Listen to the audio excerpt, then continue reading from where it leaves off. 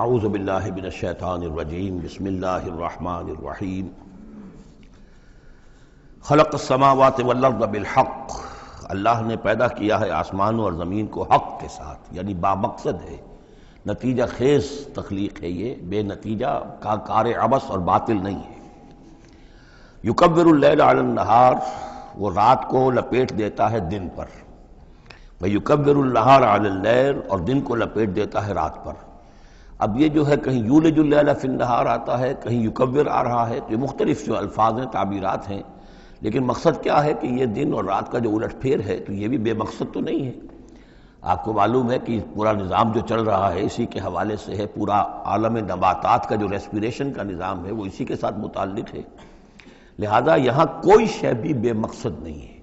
جب کوئی شے بے مقصد نہیں ہے تو انسان کیسے بے مقصد ہو سکتا ہے؟ کس لیے اس کو پیدا کیا؟ حدیث میں جیسا کہ آیا کہ انما الدنیا خلقت لکم وانتم خلقتم للآخرہ، دنیا تمہارے لیے بنائی گئی لیکن تم آخرت کے لیے بنائے گئے ہو۔ جب تک کہ آخرت کا تصور نہ ہو پھر انسان کا، خاص طور پر انسان میں جو اخلاقی حص ہے، ایک مورل سینس ہے اس کے اندر، کچھ چیزیں اچھی ہیں کچھ بری ہیں، اس کا احساس ہے اس کے اپنے اندر، تو اس کا کوئی نتیجہ کہاں آخر نکل رہا ہے دنیا میں؟ اس کے لیے دوسری زندگی اور بعد سے بعد الموت لازمی ہے۔ وسخر الشمس والقمر، اور اس نے مسخر کر دیا سورج کو بھی اور چاند کو بھی، کل یجری لاجل مسمى، یہ سب کے سب چل رہے ہیں ایک وقت معین تک کے لیے۔ الا هو العزیز الغفار، آگاہ ہو جاؤ وہ زبردست ہے اور بخشنے والا ہے۔ خلقکم من نفس واحدۃ ثم جعل منها زوجها، اس نے بنایا ہے تمہیں ایک ہی جان سے، ایک ہی جی سے۔ اب اس کو جو لوگ ایولیوشن کو مانتے ہیں یا سمجھتے ہیں کہ قرآن مجید کے ساتھ اس کے بعض اجزاء کی مطابقت ہے، وہ تعبیر کرتے ہیں کہ ایک ہی، یعنی ابتدا میں جو حیوانات پیدا کیے گئے ہیں، جو لوور اینیملز ہیں، بالکل شروع میں ان میں سیکس نہیں تھا، جیسے کہ امیبا ہے، وہ بس دو حصوں میں تقسیم ہو گیا، یہی اس کی اولاد ہو گئی، وہ جو باپ کہہ لیں ماں کہہ لیں وہ ایک ہی ہے۔ اس کے بعد ایسے بھی پیدا ہوئے کہ جن میں ایک ہی جانور میں دونوں سیکس ہیں۔ یہ جو راؤنڈ ورم ہوتا ہے، راؤنڈ ورم جو برسات میں جو نکل آتے ہیں بہت لمبے لمبے سے کیڑے، یہ ہرمافرڈائٹ ہیں، ان کے اندر میل اور فیمیل آرگنز دونوں ایک کے اندر موجود ہوتے ہیں۔ تو اس طریقے سے رفتہ رفتہ پھر ڈفرینسیشن ہوئی، میل علیحدہ ہو گیا، فیمیل علیحدہ ہو گئے۔ خلقکم من نفس واحدۃ ثم جعل منها زوجها، اسی جان سے اس کا جوڑا بنایا۔ وانزل لکم من الانعام ثمانیۃ ازواج، اور تمہارے لیے 8 جوڑے اتار دیے تمہارے مویشیوں میں سے۔ عام طور پر عرب میں جو مویشی موجود تھے ان میں سے اونٹ نر اور مادہ، گائے نر اور مادہ، اسی طریقے سے بھیڑ نر اور مادہ، اور بکری نر اور مادہ، یہ جو ہیں ان کے ہاں یہی مویشی تھے۔ ثمانیۃ ازواج یہ سورہ انعام میں بھی آ چکا ہے، وہ ہمیں یاد ہوگا۔ من الابل اثنین ومن البقر اثنین ومن الماعز اثنین، یہ وہاں آ چکا ہے۔ یخلقکم فی بطون امہاتکم، اور وہ تمہیں پیدا کرتا ہے تمہاری ماؤں کے پیٹوں میں، خلقن بعد خلقن، ایک خلق کے بعد دوسری خلق، تخلیق کے بعد مراحل ہیں اس کے، نطفہ ہے، علقہ ہے، مضغہ ہے، مخلقہ اور غیر مخلقہ، پھر اس کو اور پھر خلقن آخر، ایک اور ہی تخلیق ہے۔ اس پر میں عرض کر چکا ہوں کہ اس موضوع پر ضربہ سلام جو ہے قرآن مجید کا، وہ سورہ مومنون کا پہلا رکوع ہے۔ فی ظلمات ثلاث، یہ ذکر یہاں آیا ہے، 3 پردوں کے اندر تخلیق ہو رہی ہے۔ یعنی ایک پردہ یہ پیٹ کی دیوار ہے، جو مردوں کی بھی دیوار ہے، یہ پیٹ کی ایبڈومینل وال ہے۔ دوسرا پردہ پھر جو یوٹرس ہے، رحم ہے ماں کا، اس کی موٹی دیوار ہے۔ تیسری وہ جھلی ہے جس میں کہ وہ بچہ جو ہے جنین لپٹا ہوا ہوتا ہے۔ اب دیکھیے یہ بھی ظاہر بات ہے، اس وقت جو ہے جینیٹکس بھی نہیں پڑھائے گئے تھے، نہ یہ پڑھائی گئی تھی ایمبریولوجی، کچھ بھی نہیں تھا، لیکن فی ظلمات ثلاث، یہی وجہ ہے جو میں نے آپ کو بار بار بتایا ہے کہ کیتھل مور جو کہ ایمبریولوجی پر اس وقت دنیا کی سب سے بڑی اتھارٹی سمجھا جاتا ہے، اس نے مانا ہے کہ قرآن مجید میں جس طریقے سے یہ بیان ہوا ہے واقعتاً حیران کن ہے۔ تو 3 پردوں کے اندر اللہ جیسا چاہتا ہے بنا رہا ہے، اس کا منہ قلم تو اللہ ہی کر رہا ہے، شکل بنا رہا ہے اس کی جو بھی کر رہا ہے، اب ہم اس کو تشبیہ تو نہیں دے سکتے، لیکن اللہ بنا رہا ہے۔ یخلقکم فی بطون امہاتکم، وہ بناتا ہے، تخلیق کرتا ہے تمہاری ماؤں کے پیٹوں میں، خلقن بعد خلقن، ایک طرح سے دوسری طرح، ایک درجے کے بعد دوسرا درجہ، فی ظلمات ثلاث، 3 اندھیروں میں۔ ذالکم اللہ ربکم، وہ ہے اللہ تمہارا رب۔ لہ الملک، بادشاہی بھی اسی کی ہے، لا الہ الا هو فانا تصرفون، اس کے سوا کوئی معبود نہیں ہے، تو کدھر پھرے جا رہے ہو، پھرائے جا رہے ہو۔ ان تکفروا فإن اللہ غنی عنکم، اگر تم کفران نعمت کرتے ہو، کفر کرتے ہو، تو اللہ غنی ہے، اسے تمہاری کوئی ضرورت نہیں ہے، احتیاج نہیں ہے، یہ نہ سمجھو کہ اس کی سلطنت میں کوئی کمی آ جائے گی۔ ولا یرضی لعبادہ الکفر، لیکن وہ اپنے بندوں سے کفر پر راضی نہیں ہے، اختیار تو اس نے دیا ہے، اما شاکرا و اما کفورا، چاہو تو شکر گزار بندے بنو، چاہو کفران نعمت کے روش اختیار کر لو، چوائس از یورس، لیکن یہ جان لو اللہ راضی نہیں ہے کفر پر، راضی وہ ہوتا ہے وَإِن تَشْكُرُوا يَرْضَهُ لَكُمْ، اگر تم اس کا شکر کرو، اس کی تعریف کرو، اس کی بندگی کرو، پھر وہ تم سے راضی ہوگا۔ وَلَا تَزِرُ وَازِرَةٌ وِزْرَ أُخْرَىٰ، اور نہیں اٹھائے گی کوئی اٹھانے والی جان کسی دوسری جان کے بوجھ کو۔ ثُمَّ إِلَىٰ رَبِّكُمْ مَرْجِعُكُمْ، پھر تمہارا لوٹنا ہے اب تمہارے رب ہی کی طرف، فَيُنَبِّئُكُم بِمَا كُنتُمْ تَعْمَلُونَ، پھر وہ تمہیں بتا دے گا، متنبع کر دے گا جو کچھ کہ تم کرتے رہے تھے۔ انہ علیم بذات الصدور، یقیناً وہ جاننے والا ہے سینوں کے اندر چھپی ہوئی باتوں کا بھی، جو راز ہیں تمہارے سینوں میں۔ وَإِذَا مَسَّ الْإِنسَانَ ضُرٌّ دَعَا رَبَّهُ مُنِيبًا إِلَيْهِ، اور جب انسان کو کوئی تکلیف پہنچتی ہے وہ اپنے رب کو پکارتا ہے، دعائیں کرتا ہے اس کی طرف رجوع کرتے ہوئے۔ ثم اذا خوله نعمتا منه، اور جب اللہ تعالیٰ اس کو اڑا دیتا ہے، اس کے گرد اپنی نعمت کا خول لے آتا ہے، خوله اسے لپیٹ لیتا ہے اپنی نعمت میں، نسی ما کان یدعو الیہ من قبل، تو جو پہلے وہ جس چیز کے لیے اللہ سے دعائیں کر رہا تھا سب بھول جاتا ہے۔ وجعل للہ اندادا، اور اس سے بھی بڑھ کر جو کرتا ہے شرارت وہ یہ ہے کہ اللہ کے مدے مقابل ٹھہرا لیتا ہے، لیضل عن سبیلہ، تاکہ بہکائے لوگوں کو اس کے راستے سے۔ قل تمتع، تو اللہ تعالیٰ کی طرف فرمایا جا رہا ہے نبی کہہ دیجئے اٹھا لو کچھ دنیا کے کچھ جو مزے ہیں وہ لوٹ لو، بے کفر کا، اپنے کفر کے ساتھ، قلیلاً، لیکن بہت کم، چند دن کی زندگی ہے، اس میں جو تمہیں عیاشی کرنی ہے کر لو۔ انک من اصحاب النار، پھر مستقل طور پر تو تم آگ والے ہو، تمہیں آگ کے اندر جھونکا جائے گا۔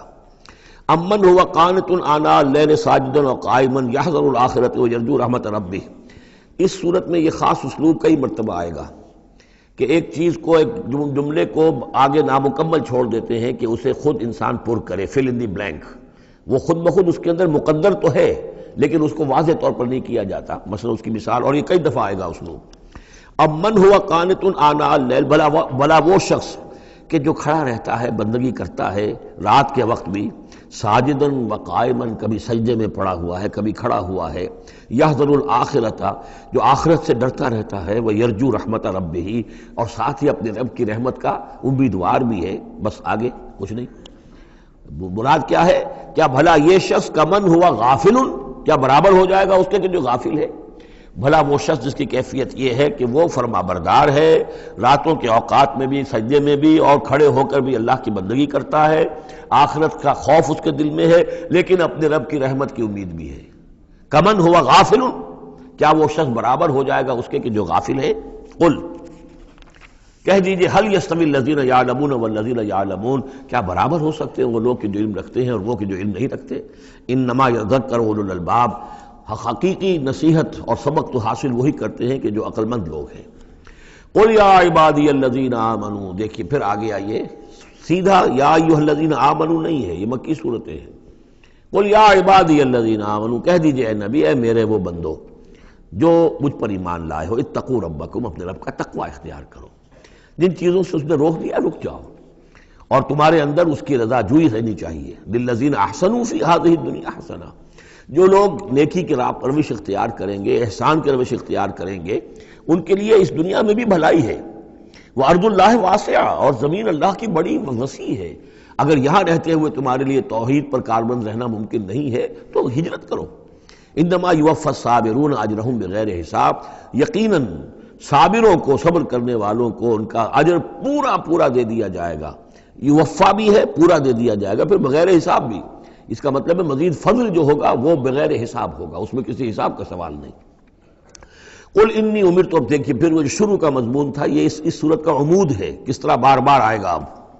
قل انی امرت ان اعبد اللہ مخلصا لہ الدین، کہہ دیجئے اے نبی مجھے حکم ہوا ہے کہ میں اللہ کی بندگی کروں، اس کے لیے اپنی اطاعت کو خالص کرتے ہیں۔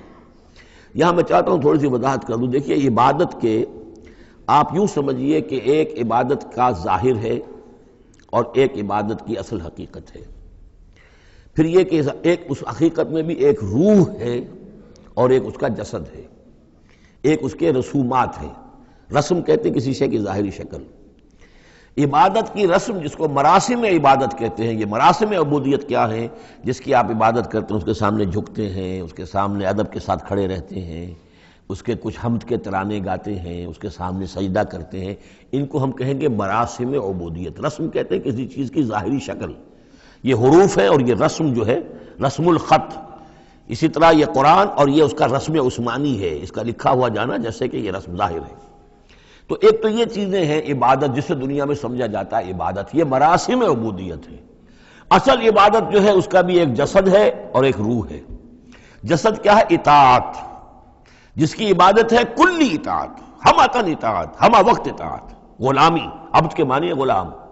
چنانچہ یہ دو دفعہ ہم پڑھ چکے ہیں کہ فرعون نے کہا تھا بنی اسرائیل کے بارے میں قومہما لنا عابدون، یہ جو ہارون اور موسیٰ کی قوم ہے وہ تو ہماری غلام قوم ہے۔ اور ظاہر بات ہے وہ پرستش نہیں کرتے تھے، وہ قبطیوں کو پوجتے نہیں تھے، وہ ان کی نماز نہیں پڑھتے تھے، وہ ان کو سجدہ نہیں کرتے تھے معاذ اللہ، لیکن غلامی جو ہے اصل شے، اطاعت، یہ تو اصل جسم ہے۔ اصل عبادت کا جو ہے جسم، جسد جو ہے وہ ہے اطاعت۔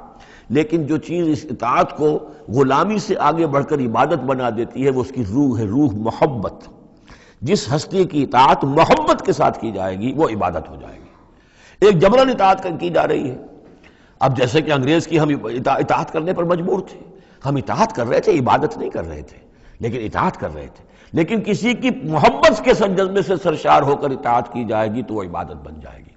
تو اللہ کی عبادت کے لیے جو بھی ڈیفینیشن اس کی امام ابن تیمیہ اور حافظ ابن قیم، استاد اور شاگرد دونوں کی ہے، وہ یہ ہے کہ اس کے دو اجزاء ہیں۔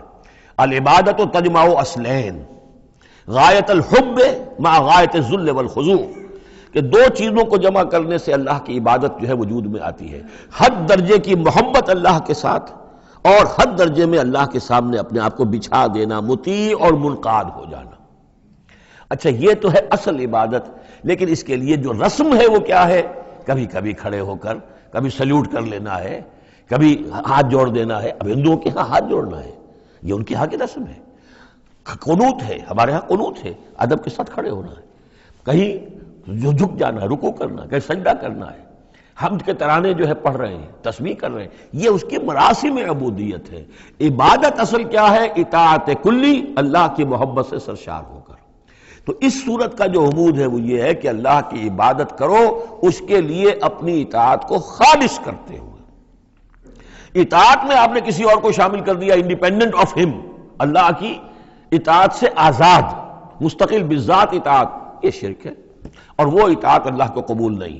وہ منہ پر دے مارے گا، یہ مجھے 25% اطاعت نہیں چاہیے آپ کی، آپ لیجئے اپنے سر پاس رکھیے، مجھے تو چاہیے 100%۔